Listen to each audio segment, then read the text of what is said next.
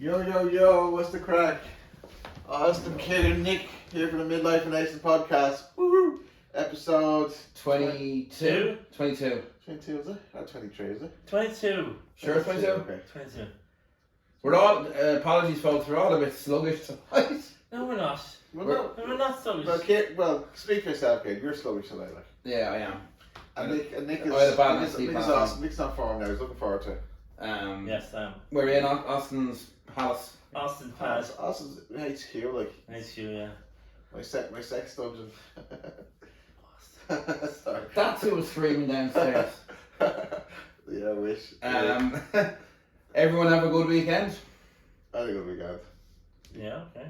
I went to an Iron Maiden tribute band on the Saturday night. That was good. They were really, really good. I know you're not a big Iron Maiden fan, but some of the songs are class. I don't even know any of the songs again. Like. Yeah, you're the only person who knows these. No one else knows. No, they're popular. Yeah, and but then, yeah, and then just it was Saturday night was good crack. Then on Sunday I went to see a very good film with Hugh Grant called Heretic. I really do recommend it. It was like, it really makes you think. It's very thought-provoking film as well. Yeah, it's like, but Hugh Grant plays a real bad, like almost sadistic and charming man at the same time. Yeah, Worst not gonna give any spoilers away, but yeah, it's definitely one of the best films I've seen now. And is it Paddington? Is it Paddington? It's Paddington movie. It's Paddington 2, was it? No, I think it's the first one, was it? Okay, that's not the second one. Maybe. I don't know. I think it might say Paddington Paddington went to jail though with Brendan Gleeson. Yeah. You went to the wrestling Sunday. Went to wrestling Sunday. Yeah, I was steady in the WWE. Oh, it was great. Put on a great show. And all the top folk were there. Like it was good. Like it wasn't just like, you know, like a kind of. It was really good show. Like the kids loved it. I had no clue. How many matches were there? I'd say it was about 10. 10. I had no clue. Was there an interval or just? There was an interval. Yeah, there was a break like for like half an hour, I think 45 minutes or whatever. And you said you wanted to go out and look at the stand, but it was oh yeah, by the time I got out to get the merchandise, there was all the kids stuff was sold out by basically half time, and there was only adult stuff left, and I was crazy. Yeah, like that's what I was thinking to myself, like, do they know Ireland in terms of like the money that's saved in terms of like people spending stuff? But is it just wrestling? Is it like wrestling, or is that a totally different thing? Is it? It's the WWE, the World Wrestling Federation, the biggest wrestling there is, like, you know. Was it packed? Place was packed there, you know, like. And good seats. Good seats, yeah, could see everything. Like it was good, you know. In fairness, like ideally, I would have liked some ring seats, like, you know. But that was like unfortunate. But like the kids, like Theo, like was getting like at one stage at the end, Cody Rhodes was like the kid that shouts the loudest gets a part of the table that he broke off and stuff like that. And Theo was screaming his head off and saying, "Dad, can you hear me?" And I'm like, "I might be able to hear you," so like, and it's a bit like. He was loving it, like screaming his head off, but like the kids loved it. They really enjoyed it, like, and it's a great experience, like, for them, you know. Nick, what did you get up to? Not much. It's been a friend of mine that's over for a while for a couple of weeks from Switzerland. Also a friend of mine, so he just went to towns, just went for a few pubs. So. Did he bring you Swiss chocolates? Yeah. Nice. I don't think I've ever had Swiss chocolates. They're nice. The Swiss chocolates. Dark chocolate, that was it? Like? No, it's light chocolate. I mean, chocolates for Switzerland are kind of famous for chocolate. I think. Yeah. And he's going back. He's there for a month or two, isn't he? He's here for a couple of weeks. Yeah. He's staying with me. Yeah. Cool. So he's working from your pad. Yes. Yeah. Good stuff. We'll get the ball rolling with the football over the weekend. There was a couple of shocks. We'll start off with the early match, which was Newcastle against Arsenal. I actually watched. I know you didn't watch much football the weekend, or highlights, but Jesus, Newcastle bullied Arsenal last time. They bullied them, and I have to be honest, Newcastle aren't a great team. Was it weakness in Arsenal, or was it just they had a bad day? Like, did the Newcastle spot something no one else spotted, like, and pressed it? Newcastle pressed their midfield like mad. Pressed them in. And they had the golden boy Declan Rice midfield as well. Okay. He didn't have a great game. Close on that, like, so they closed them down, and just they knew their deficiencies. Like they got them out wide a lot as well. Oh, well, okay. Got them out wide a lot. Anthony Gordon had like a man of match performance. Yeah. I was a bit surprised at Arsenal. But it comes down. The problem with Arsenal is, yes, they miss Odegaard, who's their creative spark, but they miss an out-and-out number 9. Jesus isn't an out-and-out number 9. There's a reason why Man City sold him. Yeah. Kai Havertz isn't a number 9. He's more of a luxury. I think Kai Havertz is a luxury player. Yeah. He doesn't. He's not great on an investment in terms of like scoring goals. Like, you know, lots of goals. Like. No, he won't. He won't get 25, 30 goals. Definitely not. That was a Arsenal actually have Chelsea next Sunday. That should be a cracking match. 2-2 draw on my head. I don't know why. Just because it was such a 2-2 draw at Stamford Bridge last week. Your team, Man City, came to an unbeaten run. I wasn't expecting it. We got beaten the day of the Wednesday before. Yeah, against Spurs, but that was a weekend City team. Yeah, this is stronger. Well, but against Bournemouth, they went like full. They weren't the full. So the Haaland, you have Foden. You did. You had De Bruyne and Savinho on the bench. Bournemouth just. Kyle Walker definitely has. Kyle Walker was injured, or was he playing? No, he came on. Right. Kyle Walker's definitely lost that yard of pace. He's only back from injury though. Yeah, but he's 32 now, 33. Yeah, but he's just back from injury. I wouldn't say it's like he's lost his pace. City's first shot on target was the 80th minute. Like that's bad for Man City's calibre. That is bad. But it's I think Bournemouth had 6 shots on goal before Man City scored. Scored their third. Got a goal back. I think what the teams do now when they play against City, they've realised like they have like 11 men in the box, like, and they just kind of sit back like. But they got them in the break. Yeah, they got them in the break, and Bournemouth, in fairness, should have been 3 up before they went 2. It was mad. Bournemouth went 2 up. It was like, Jesus Christ, City are 2-0 down here. After City will probably bounce back against away to Brighton, which is a tricky enough match. We've 7 or 8 players injured, like. Yeah, well, it was actually 5. But, yeah, 5 now. Yeah, but like 5. And some are out already. We knew about. Yeah, like Rodri and De Bruyne. Yeah, Rodri's a bigger blow than people think. One player who hasn't really done it since he came back, and you probably have to agree, is Gundogan. Yeah, he's been a bit off the boil, but I mean, I'd still rather have him in. He's still a good player. He's older now. No, in terms of like, he's still a great player to have, like, you know. So that's City. Saturday's match. Actually, one for you. Southampton got their first victory of the season against Everton. 1-0. And that was I still think Southampton and Leicester are in trouble. And probably Ipswich as well, even though they drew. Chelsea drew against managerless Man United. Well, they got Ruud van Nistelrooy, the interim manager. Man United were there for the taking. It was an embarrassing draw yesterday against them. Hands up. I thought Chelsea would beat them, and if you play fast football, you beat Man United. So Chelsea didn't play fast. Man United beat Chelsea? No, Man United went 1-0. It was 1-0, but Man United went 1-0 up through a penalty, and it was a penalty. So did they win in the end?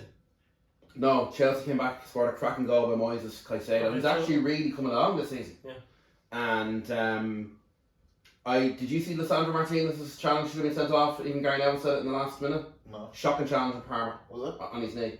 Oh, geez. And of course, VAR say, there wasn't reckless enough. Was Kyle Palmer okay?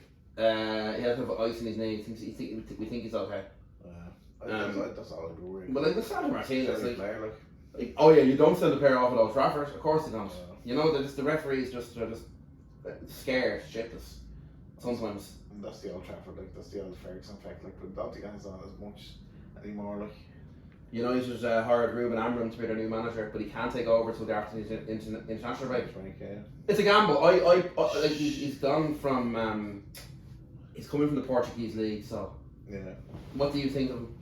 They're playing City. I think in the Champions League, yeah. So see, You know, he's a good manager, but I just think it could take a couple of years to fix United's mess. Yeah, but it's not just on the pitch, Ken. It's like it's a combination of things. Like it's just culturally. Like they just like the bubble has burst. Yeah. The Alex Ferguson was the Messiah effect. It was literally like Alex Ferguson told players like you're gonna win, and they believed him because he'd done it so many times. And you know, it was a culture of like, you know, and even Roy Keane says like his Twitter message like, you know, good teams or bad teams, you know, bad teams blame the man, good teams, you know, listen to the manager and their era's ended. Yeah, nobody listens to the players in the dressing room, keep the players in check. Like basically saying like if they're better players, they'd be keeping on top of each other and they'd be performing better. But don't rely on the manager to fix it for you. No, you know. But apparently Amorim now has a very good approach. He's very he's like a headmaster. But he's also the players that listen to him. Time will tell.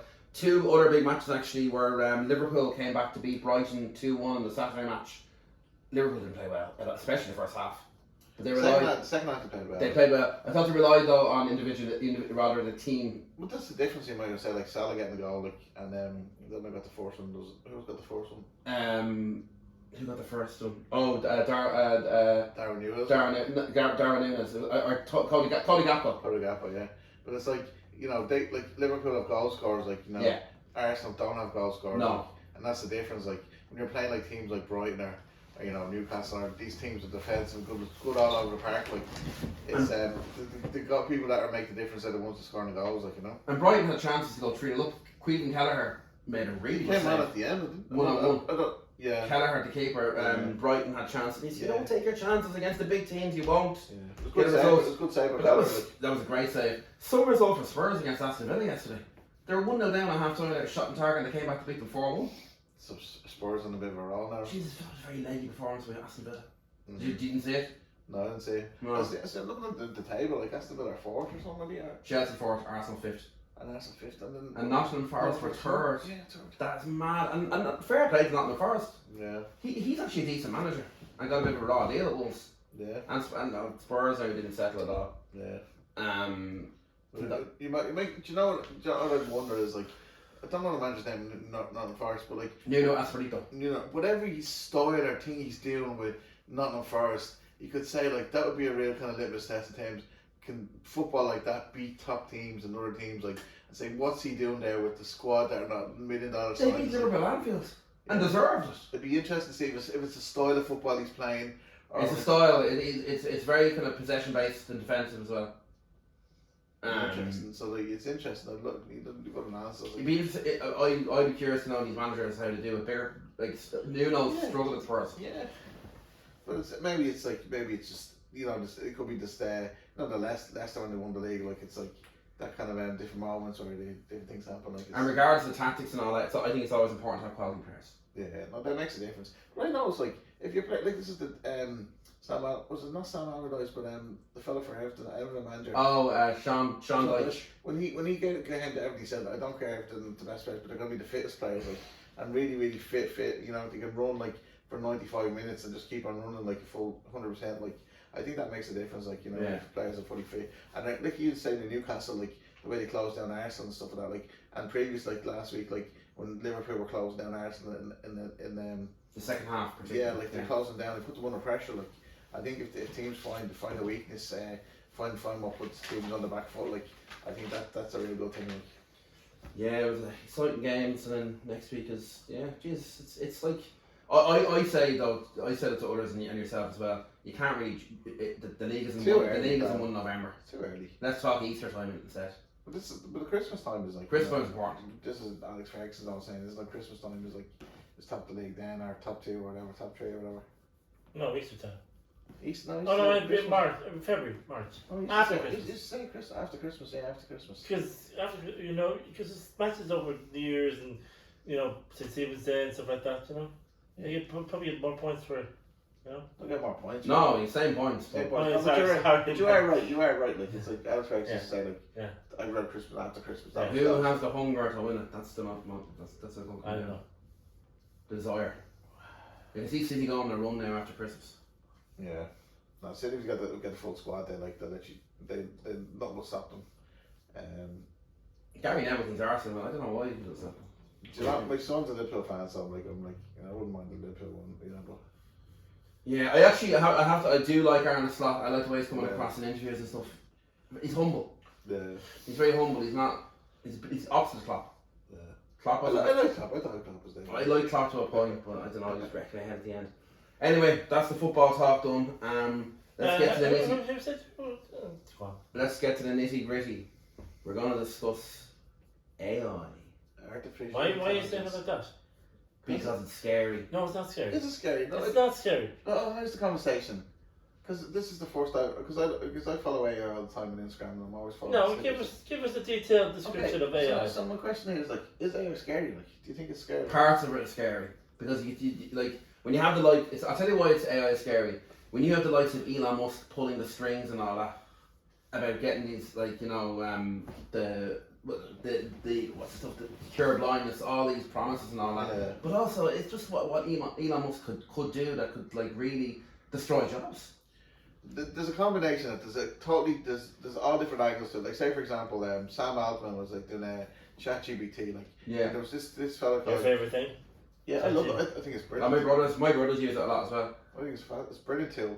But this fellow Jeffrey Hilton, I think they call him the godfather of AI. He got a Nobel Prize for like physics for creating this artificial intelligence, which was like basically a black box, create an algorithm like a deep mind and stuff like that. You basically put an algorithm into a machine and it would learn itself how to do things like.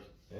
And he left Google because he said he was so scared of like the potential of AI getting aware of itself and like being more intelligent than any human on the planet. Like, so that's the big existential threat. But it used to be like maybe an existential threat, like you see in the Matrix, or you see on the Terminator. You're saying the Matrix? Yeah, no, but I'm saying it was always an existential threat in terms of it was down the line, or it was a small possibility.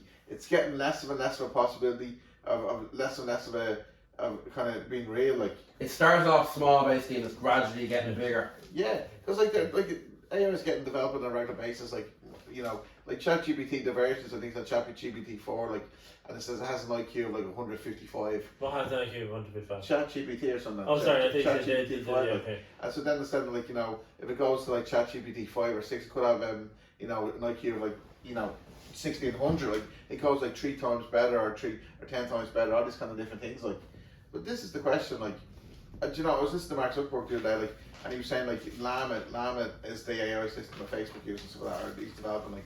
But he said he was looking at talking about technology in terms of like the hardware based to keep these AI systems on. Like, there's no limit to it at the moment. Like Nvidia, like doing the new AI technology. Like it's like the second biggest company in the world in terms of overall like money, like what would you call it, big market share, or turnover.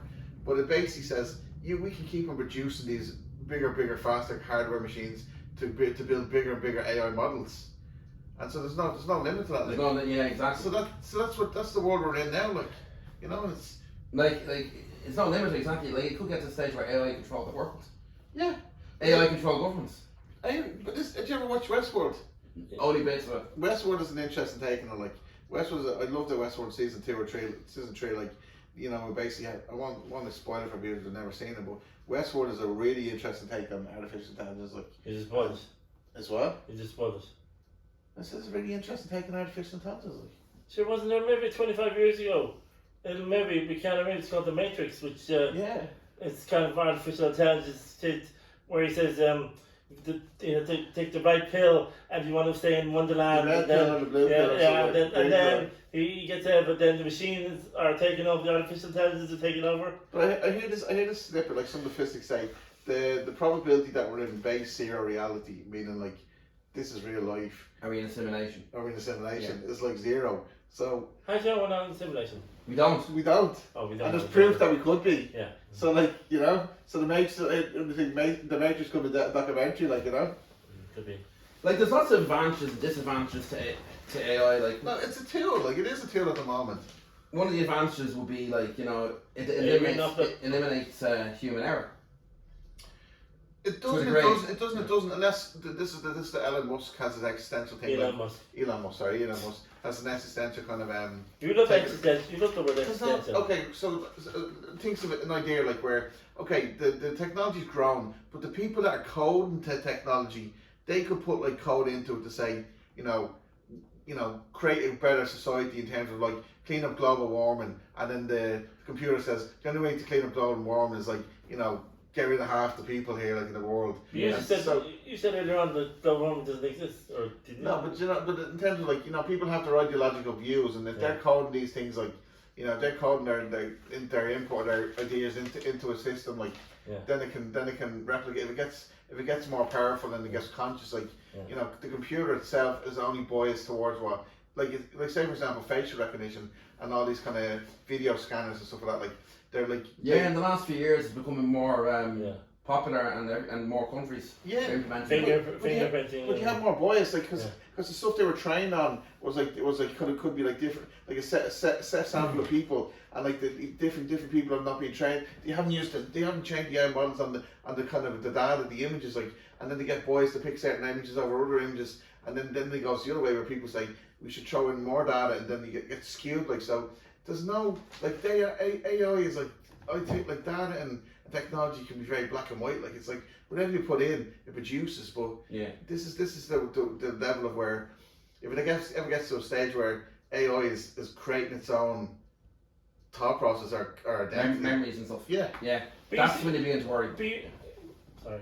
You see those ads, or well, I don't know if they're ads, but you see those commercials on TV where they're actually talking, but I don't know if it's real or not, but you actually see those robots talking, they're talking to the robots.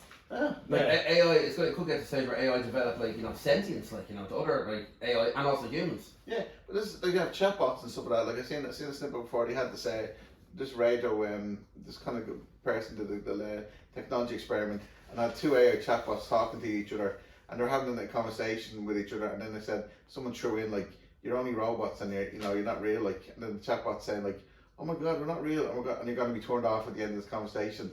They start talking to each other, like saying, this is the last moment. I didn't know we were in it. Did any of it mean anything? Does any of it all real? Like it's like they're developing feelings. Yeah, but it's like humans. Like us. Like they don't know if they're actually robots, do they? Yeah, like, you know, because it's like you know, you say like existentialism in terms of like, I'm an existentialist thinker. Like I think like I find meaning, I find purpose in my choices and the behavior and the things around me in relationships. Like, but it's like, you know, some people have religion, some people, you know, God and different things, like, but it's like... There was, if I may just give reference, there was a movie about 25 years ago called Bicentennial Man, where... he was... Was a robot, like? He was a robot, and then he developed feelings and thoughts, and then he went on a journey to find, to create, I think he's creator, and then he wanted to get human feelings, he wanted a human body, eventually got it. It took him like 200 years to and then he asked one of the guys to give him actual feelings and sensations, so he was able to actually became an android in the end. But then he went to some councils to make sure to ask if he become human, because he wanted to marry the granddaughter. Yeah, the granddaughter. And finally, on his deathbed, he was made human. Yeah. But he reduced the parts, the moving parts, the mechanical parts, into your hearts and the brains. It was artificial. His heart was artificial. He was like a very artificial robot. But then he developed his face became human, and his body and his feeling. He got feelings as well.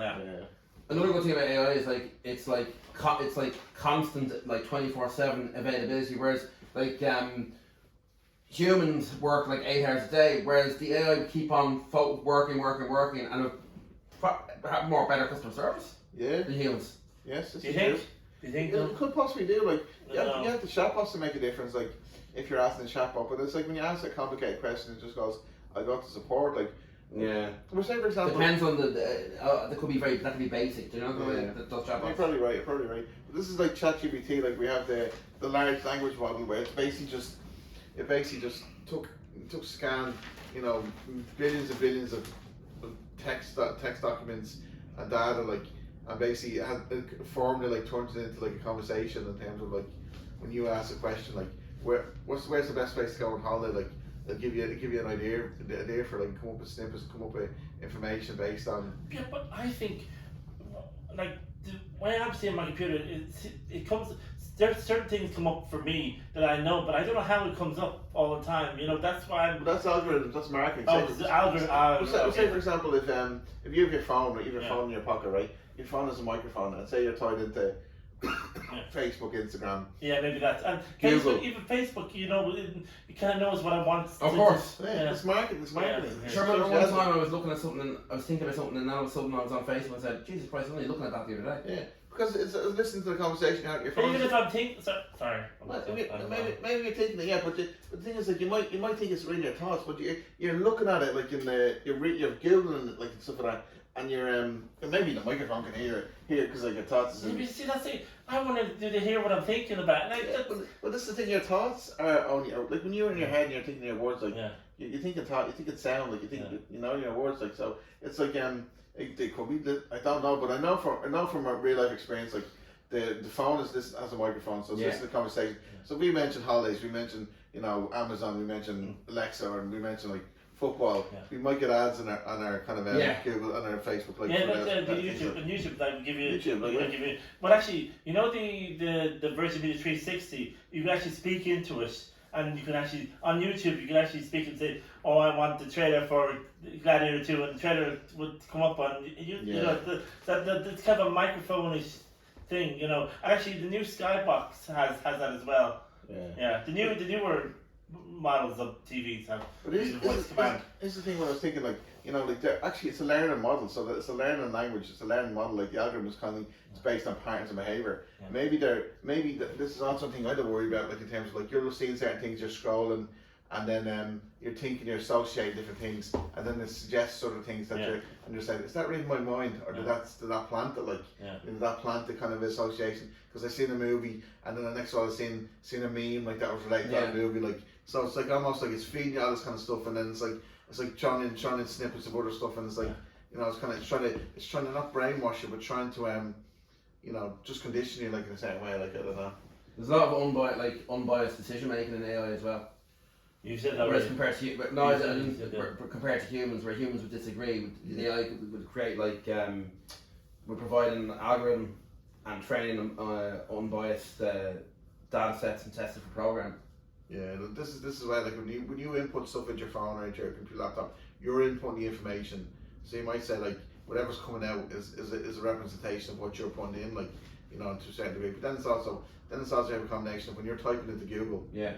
It gives you kind of it gives you like predictive text, or it gives you stuff, location services. So if you're typing in, like, say for example, who's going to win the general election in Ireland, you might get stuff that was related to the demographic of like North Dublin versus if you're in a different region, like say by Galway, who's going to win the general election, Fianna Fáil, Fine Gael. It might give you a more biased viewpoint, that because that's all data sets and all that.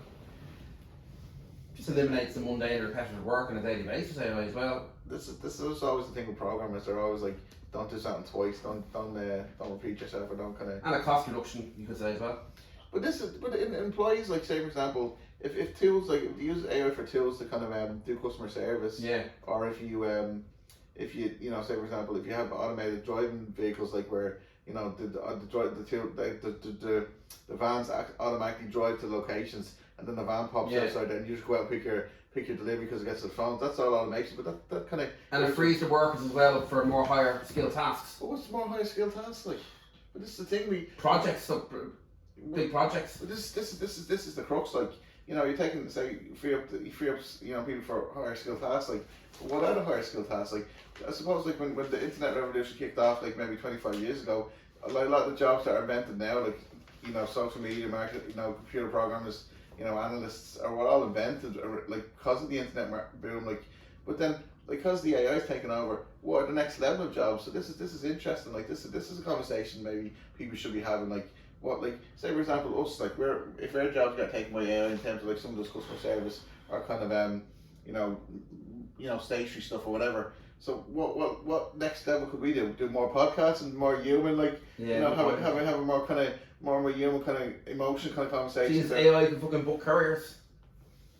Do you know what I mean? Like, if somebody AI need No, but do you know what I mean? Like, robots coming in. Robot automated, like, everything, because everything's turned into GPS. Like, if you have a ground floor layout, like, all you have to do is take a grid of it, get your program your trolley, like, to literally go from station A, B, C, D, and then literally someone takes the documents off one that's sitting at the cubicle and stuff like that. Like, do you know actually the movie The Sixth Man with Arnold Schwarzenegger? No. No, this is the where he there was a kind of a clone version of him that he's created. So he went home to his birthday party, realized that there was actually a clone there at it.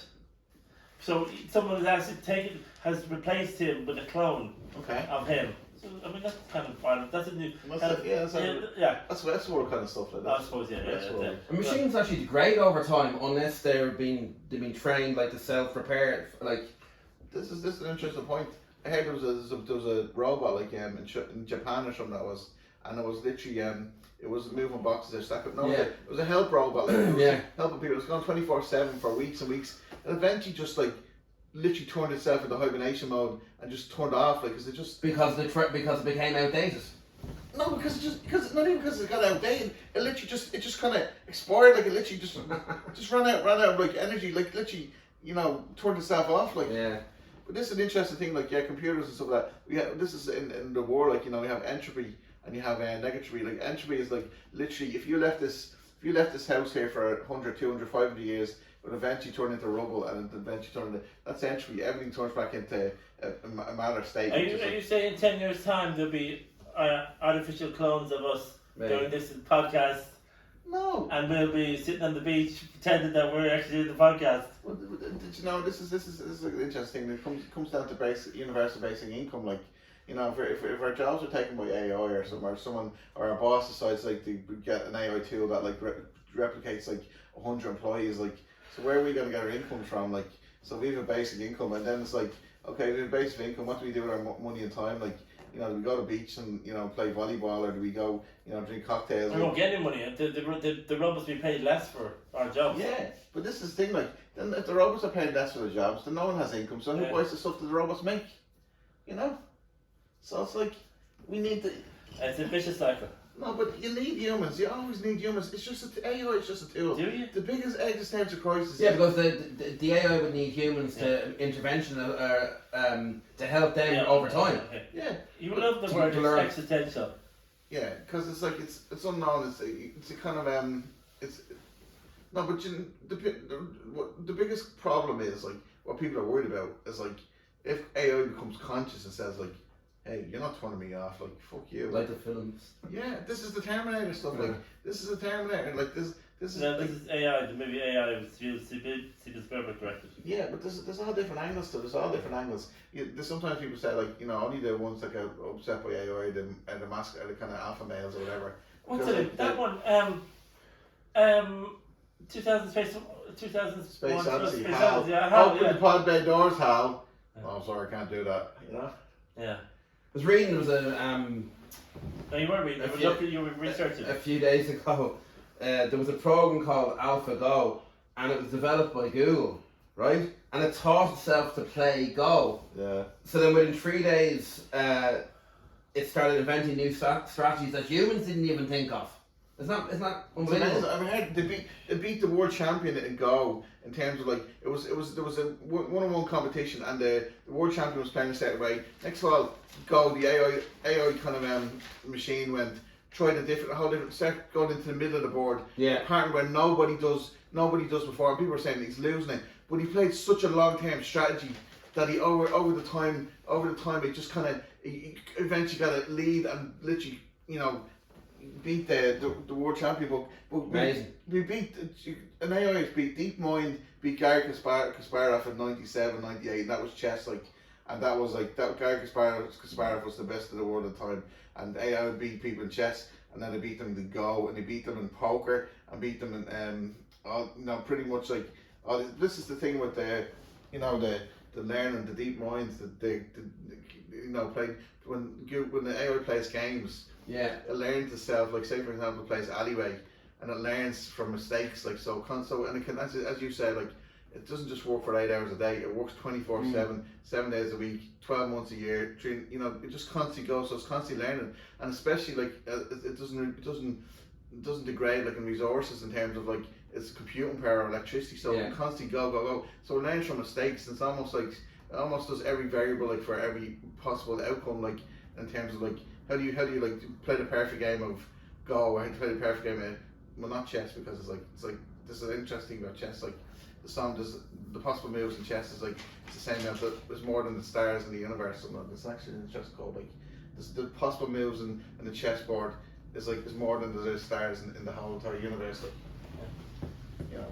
Looking back at it now, you used to play games any football game when you play against a computer. That was AI. Now it was actually at the time it was quite bait. You didn't think about it that way. And no, it's a computer. I know, but what? Yeah, but it's a program though. Yeah. It's cool. Yeah, and you just beat destroy it. lot of times. But it's like they teach AI to play ping pong now, or table tennis, like, and it's like getting constantly getting better, like, and none learns from his mistakes, so it constantly gets better, like.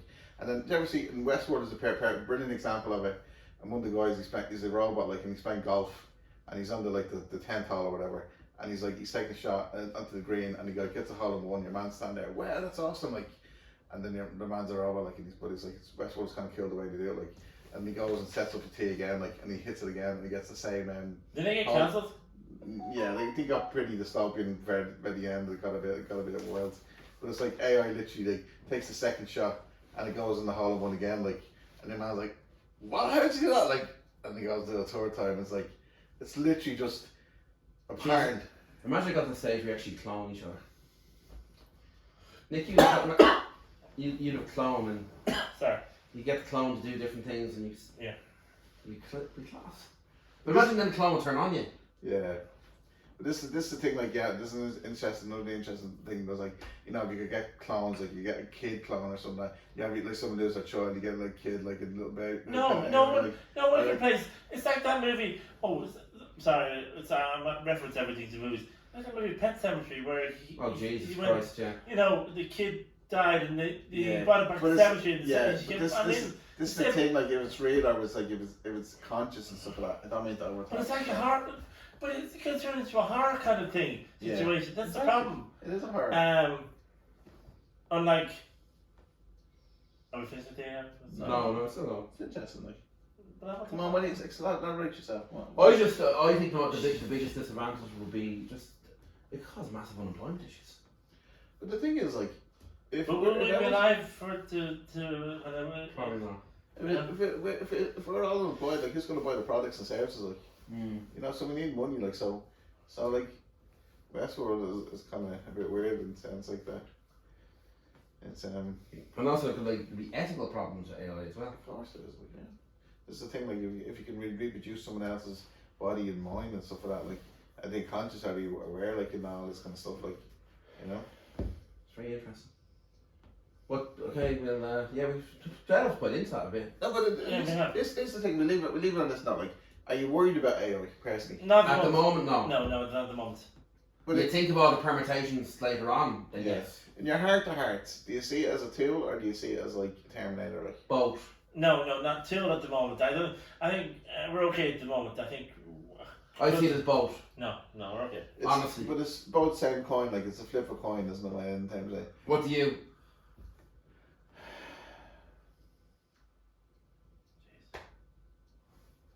I'm thinking. I do think about it. I do. Because AI will advance more. As we speak now, I do worry. I do worry about it. I worry about it. And as you say, Kieran, it's both sides. It's flip a coin, like, whether it's good or bad. It's like, I think it can be both good and bad. I think there'll be a lot of good, but then there'll be a lot of people that use it for bad as well. So there'll be two sides of the coin, like, so. Just it kind of removes the creative thought process of the person as well. This is what they actually used to do before. The argue, like, the creatives, like, musicians or writers or poets or artists. Want to get the good sound, get lyrics. They'll start getting AI. Yeah, no, but they were saying, like, this couldn't be reproduced and stuff like that. Actually, when they did AI, they got the large language models. They realized that stuff is much easier to reproduce than, say, for example, someone building a brick wall. Or someone building a building, or someone driving a van, or different things. That's harder to reproduce because that's actually physically what a human is doing. Like, with the mental stuff, like the cognitive in terms of typing stories. But actually, do you know what kind of gave me a bit of peace the other day? Like, I've seen a snippet. I used to hear someone saying, like, if you had 10,000 monkeys, like, typing on a typewriter for like hundreds of years, like, they'd eventually type Shakespeare. Like, actually, they won't. Like, they're not going to type Shakespeare. But, no. But it's actually, so there is still a lot for the creative process, like, for you. It was like, right, I'm not waffling on there. Can I talk about myself? You want to talk about Gladiator 2? Can I just, seriously? You just reminded me. But I know. Right, you're on your soapbox now, I'm on soapbox. Just to finish off with I missed it last week. I was going to want to talk about it and I totally forgot about it. No. So, no, we've discussed AI. Okay, yeah, move on. Here's a movie snippet. This is a movie segment. Yes, the Gladiator series coming out next week. Next week. Yeah, next, not this week. Sorry, 15th. Tell the audience, Nick. 15th. And from the reaction, I think it looks good, but I mean, same kind of plot line, kind of, you know, and the trailer gives it a bit away, so you know what I mean. So I don't know. I'm hoping for a bit of a twist. You know, Always a I'm twist. hoping like they're all in it together. Like Denzel Washington, Pedro Pascal, and the other guy are all in it together, and they're all against your man. And he has to fight all three of them. That'd be cool. Possibility, yeah. Yeah, because that's what I think. Buster Crowley had to fight Joaquin Phoenix in the. I mean, it would be much better if he's fighting three people instead of one person. You know, it wouldn't be much of a sequel if it's just one person. And it's like that Beetlejuice sequel. I didn't rate that at all. I mean, I thought it was good, but could have been so much better. yeah, I know. I mean, like 36 years later, and you know, That's the best. Michael Keaton could have been in a bit more. He wasn't in the first one. Like, he caught Beetlejuice too, so I think he should have been in a bit more than he was. You know what I Jenny mean? Ortega's character is quite weak. Yeah. It was a bit repetitive. Yeah. But it seems which Yeah. that was basically different interpretation of Yeah. in the first one. Yeah. Different take on. I think Michael Keaton could have done a bit more with that. I thought Winona Ryder and Catch and Hara were very good. Yeah. Did you? Yeah, they were. The highlights of it. Yeah. So I think. That year too. I'd like the snippets. I like the trailers. They But it's just look good. it's just the same. You need a bit more emphasis. Like No, I think sequels should be a bit more. You know, all this. I think I was watching Paul Mescal on Yeah. and then Denzel Washington on Graham Norton. Like, But Denzel Washington's always very good. no, but Denzel Washington was given like Paul Mescal saying like he delivered. He said he did a Well, great job. yeah, you know, fair. See, So it's I'd good, say like, that those it's two good, are like- good. But apart from them, I mean, I'm just I- concerned about these films coming out with sequels that have been away so long. Yeah, exactly. Why Like, did they? Indiana Jones made a huge mistake coming back after Crystal Skull. It was a disaster. No, I made a mistake of going back This- to the this- last this- mistake. This is sorry, Dick. This is going back all the back to the first episode we had. Like, are we changing or is the movies changing? Or is it a different perspective? Is it different? Our tastes have changed. I Yeah, think. I think the We've tastes- evolved we've into evolved. different habits. You know, there's so much choice these days. You know, and that's the problem. Our tastes are changing, but also I think the reason why our tastes are changing is because We some expect movies, more. We expect more. we expect more, but also some movies now have been asked to tone it down because of the woke culture. No, I don't. Yeah, everything. No, that's not. Like, say for example, what was the substance like? The substance was. I Like, liked it, yeah. that was like total mindfuck. Like that was like that was nowhere near like. Last 20 minutes now I didn't like it. Yeah. But that took all the what's the training wheels off, like, and that went wild. And for all they could see, like with the Gladiator 2, like it looks like it's an awesome show. My worry is that it might turn out to be like the Matrix. The last Matrix, maybe the last Matrix didn't do I so like the well. last Matrix. But I don't think it will. I think that from what I'm hearing, it will probably do really well because it's coming into the holiday season and stuff like that. Yeah.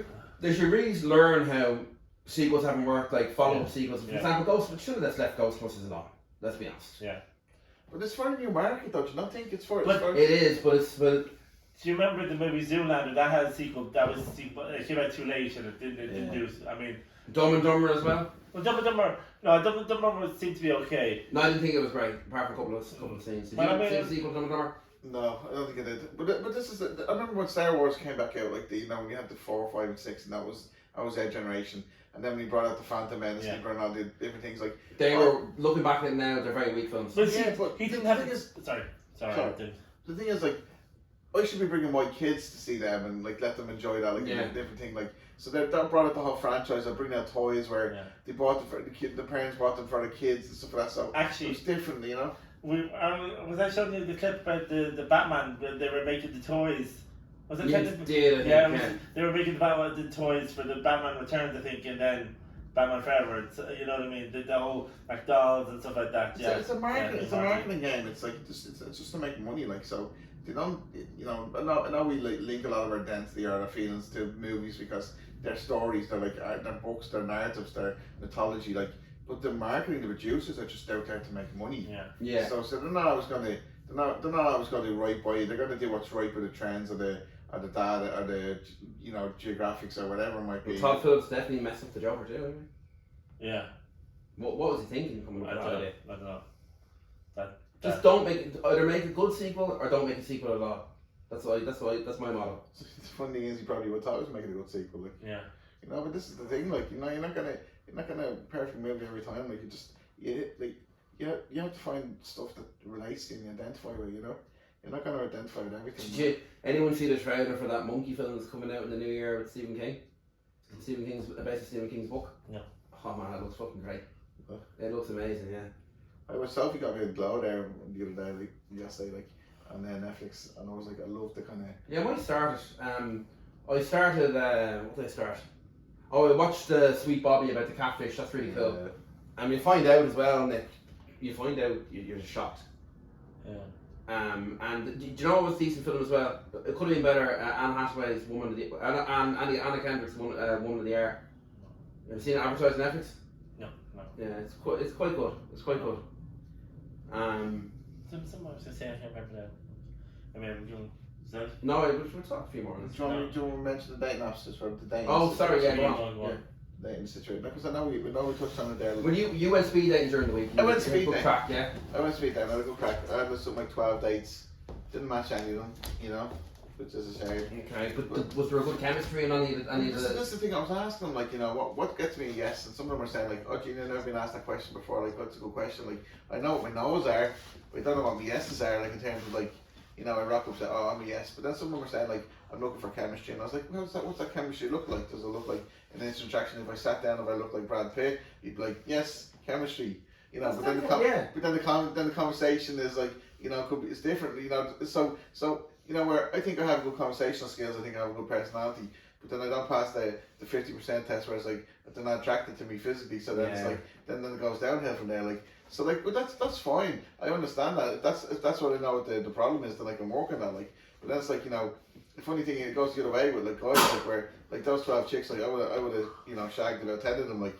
Because like, you know, because like they don't have to be like a 9 out of 10 or 10 out of 10. They can be like a 6 out of 10, and I'd go on the second date and have the conversation of you know, the second date conversation or the fourth date conversation. You know, who you are as a person, and you don't really know who they are. You know, like no, you wouldn't for a know. long time, like a long time. So I think it's very limited, like in terms, because I sometimes read these things and say like, you know, I'm not too sure what these girls are expecting. I'm not either, Kim. I'm like, you know, I'm not like, because some of them say one thing and some of them say another thing, and I'm like, it's hard to know, like, and this is the thing I was learning about, you know, the way, for example, you're on Tinder or you're on, you know, Bumble, like, or Plenty of Fish, and you're swiping negative, you're swiping left or something, swiping left. You're conditioned to swipe no so many times. Then when you come up to someone, it's like it's automatic no, like. So unless you break that mold and challenge your thought process, like, or really have a kind of maybe just think, maybe don't say no quickly, basically you're saying. Yeah, no, but we as males have to kind of, you know, blow our mind in a way, like, you know. I got rid of the apps ages ago. I did, like, I get the apps and I get a few likes, but it's not something I'm mad about, like. But the thing is, I think I had a psychiatrist fella saying, like, you know, we should really, you know, have a good, when you go out on a date, like, you shouldn't be just going to the pub and having a conversation in a coffee bar. It should be like going on an adventure, you know, like going extra or going and taking someone on a holiday across, you know, to the way, you know, it's kind of like going for a game of pool. No, but bigger than that, going for something really exciting where you're bonding physically. Actually, that's like, good for a stage, isn't it? Yeah, mostly physically. So it's a pub and coffee is very mundane.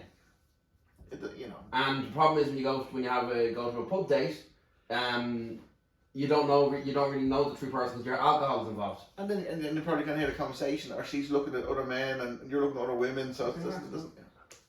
We're enjoying it. But this is the thing. Like we're interested in dating, so like if any ladies can give us any advice, comments, or you know, try any feedback and stuff like that. What are we doing right? Would you date podcasts? Are we, you know, because the only reason we actually do this podcast is to get dates. Apparently, like no, we don't. We do it for I actually do it as a hobby of mine. Yes, I didn't get dates. Like really? No. Well, do you know what I mean? Like, you know, I wouldn't say no. Austin. Sorry, Nick. All right. No, folks. But I just think the dating apps have just become too finicky. But you know, and that's like 25% of the you know, people on dating apps are women and 75% are men. So like 25% of the women are picking like say 10% of the men. So that means like, you know, 65% of the men are like, you know, pissed in the wind basically. And also girls' minds are changing on a daily basis as well. Yeah. And you know. And the world's changing as well, like, you know. Yeah. Anyway, we have a podcast. Yeah. So, any more to talk about? Any more? No, Anything I new? think AI we could go on that topic forever. I think we could. Yeah. You know, it's amazing. Yeah. Could open up a can of worms. We'll continue another time. Yes. Okay. Are we gonna sign off? We Sign are. off. 20 seconds. Peace out.